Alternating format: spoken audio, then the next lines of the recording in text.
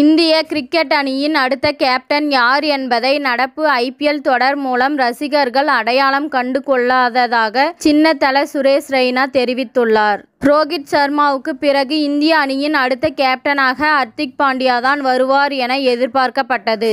காரணம், குஜராத் டைட்டன்ஸ் அணியின் கேப்டனாக ஹர்திக் பாண்டியா முதல் சீசனில் கோப்பையை வாங்கி கொடுத்தார்.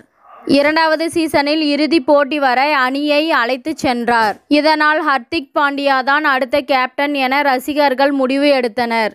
அதற்கு தகுந்தாற்போல் BCCI சில தொடர்களில் ஹர்திக் பாண்டியாவை கேப்டனாக நியமித்தது.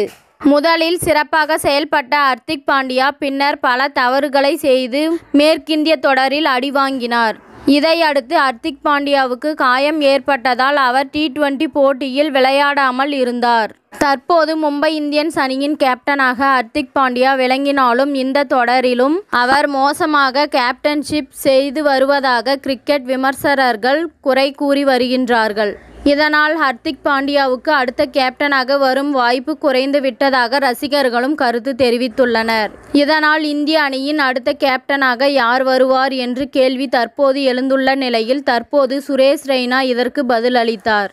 இது குறித்து பேசிய அவர், இந்தியாவின் அடுத்த கேப்டனாக வர சுமன் கில்லுக்கும் வாய்ப்பு இருப்பதாக தெரிவித்துள்ளார். கேப்டனாக கில் நன்றாக செயல்படுவதுடன் பேட்டிங்கிலும் அதிரடி காட்டி வருவதாக அவர் தெரிவித்துள்ளார். 23 வயதான கில் நடப்பு IPL தொடரில் இளம் கேப்டன் என்ற பெருமையை பெற்றிருக்கிறார். 7 போட்டிகள் விளையாடி அவர் 263 ரன்கள் குவித்திருக்கிறார். எனினும் குஜராத் அணி விளையாட 7 போட்டிகளில் 4 போட்டிகளில் தோல்வியை தழுவி 3இல் மட்டுமே வெற்றி பெற்று இருப்பதாக குறிப்பிடத்தக்கது.